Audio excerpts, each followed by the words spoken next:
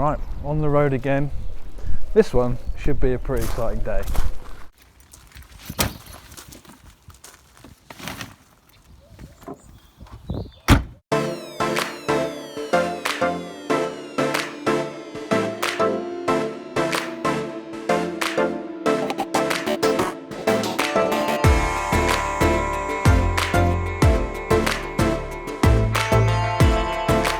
Right, so I have arrived here at Pedham Place Golf Centre near Dartford, and today is very exciting because I'm getting fitted for PXG clubs.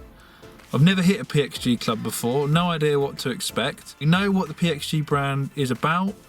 It's super premium clubs, no limit on cost, materials, time constraints, anything like that. It's the best of the best, essentially. That's what Bob Parsons, the founder, is saying.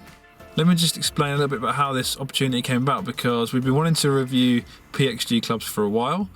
In fact, we contacted them last year asking for some clubs to be sent for us to review. They said they don't really do that.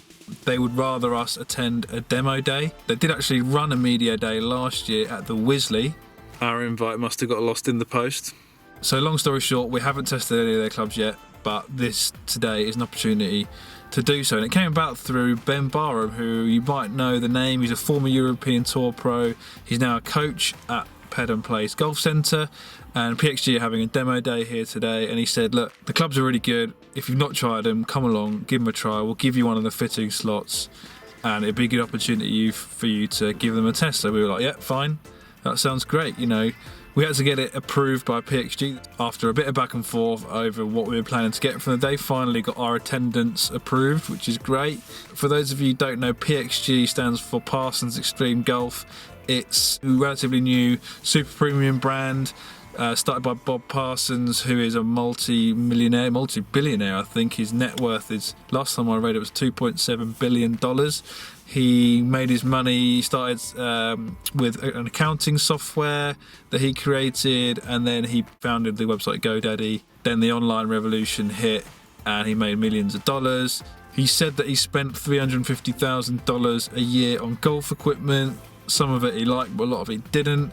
So he decided to start his own brand. They've been going for a few years. They've got a pretty strong tour presence, actually. They've got some good players, Zach Johnson, James Hahn, Charles Howell III, some really good players, as well as some good lady players as well. So I'm really excited to try it. Obviously, heard a lot about it. A lot of hype around the product, the prices of the product. So it'll be interesting to see if it delivers. The weather's pretty terrible. It's windy, it's cold, it's cloudy, it's gonna rain. We're gonna be undercover, I hope. Fingers crossed. Let's get in there and see what PXG is all about.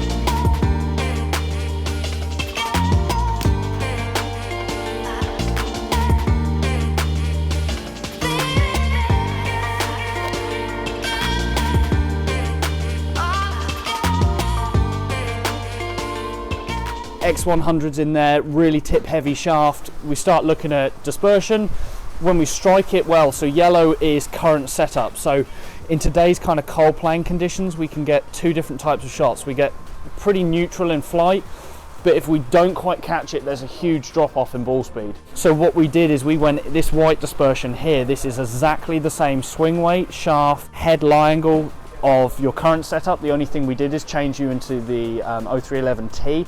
There's an improvement because we can see everything's moved up slightly.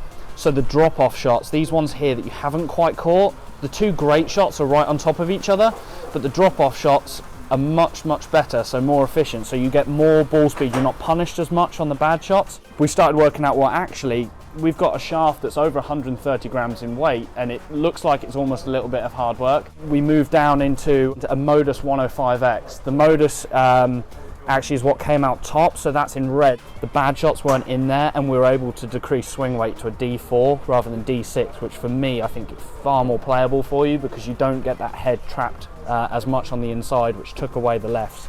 The main thing as well is the actual carry is so consistent. You don't have this kind of drop off that you can see in this angle. All of a sudden, within the 115 and the 112, you can see that the only change is the face angle of how you're swinging it, so everything really travels the same distance.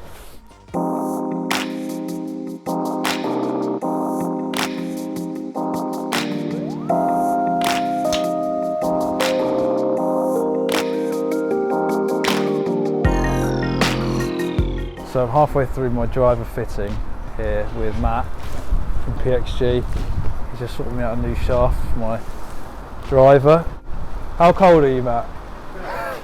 It's so cold here, you would not believe it. But we're soldering on. We're going to get some, hopefully some good numbers from this new shaft. Initial signs are, it's pretty good.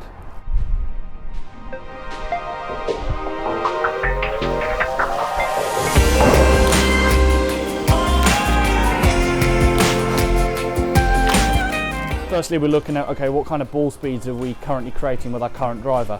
Current ball speeds with our driver was 152. As soon as we started swinging this, we were starting to see ball speeds creep up. We actually finished on ball speeds with the same club head speed of 155. So it's great to see a player of your caliber all of a sudden just being like, well, there's free ball speed. There's an extra kind of 3-4 mile an hour. I guess the main thing we really saw at the start is you weren't really creating any spin at all. It was kind of 1600, and you could see with the ball flight today in today's conditions that it would get to its peak height and then just drop out. So that was kind of sacrificing a little bit of carry, but would then just run and run and run. So what we did is we just put a little bit of spin back on the ball. We kept the weights back for you. All of a sudden then start getting the spin back to more like the 2000 mark.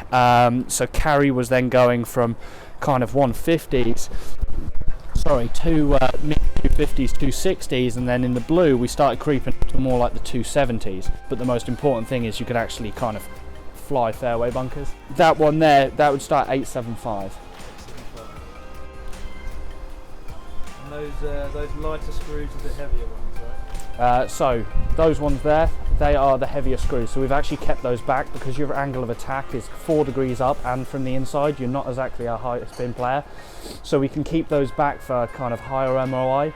So on the off-center hits, the ball still's flying as far as possible. If I cranked all the tungsten weights forward, you would actually then struggle spinning it, and we'd get back to the same issue we had to start with. Right, so I'm back after a 2-hour drive, and it's given me some time to reflect on the events of the day and try and answer the question that I know you're all wanting to ask me. Are PXG clubs worth the money? So I got fitted for the 0311T irons and the 0811X driver. There's a few things to consider here. The first one is that I'm not sure I perhaps am the best person to answer this because I get given all my golf clubs for free. It's difficult for me to know if I would pay that amount of money for the clubs. So for example, the driver I got fitted for I think comes in at £825 and the irons are around £2,600. I think when you're considering is something worth the money, you know, it's all relative. I'm not necessarily someone who's blessed with hundreds of thousands of pounds in the bank, and so £800 being spent on one item is a big investment. But then for others who might have hundreds of thousands of pounds in the bank, £800 on one item is a drop in the ocean. You have to weigh up things like how serious you are about your game.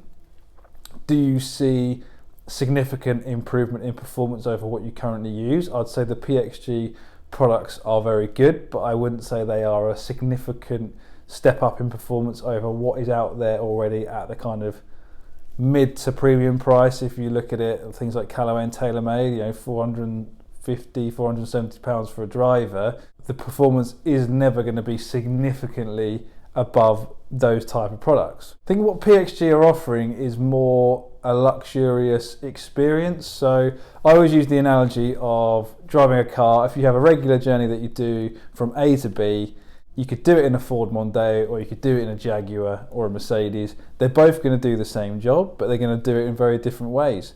The Jaguar or Mercedes is going to be a smoother ride, it's probably going to be quicker, it's going to be more luxurious, and you're going to look better doing it.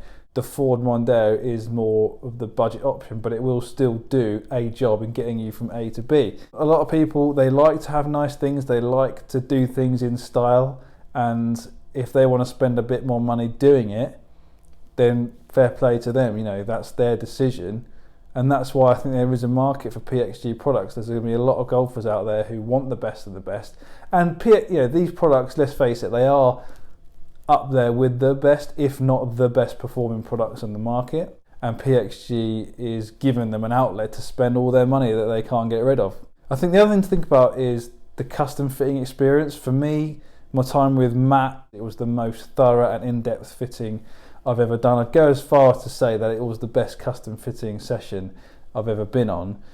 Part of that I think was down to the time we had, so we had an hour and a half to go through those two products, but we went really, really in depth in terms of spec. We were talking about hard tipping, soft tipping shaft, where the butt weight is, the tip weight, the flex point, all these sorts of things to really get dialed in on my shafts, especially with my irons. I found out with my current irons that I've got a very heavy tip end in my, it's very heavy overall, but it's very heavy in the tip.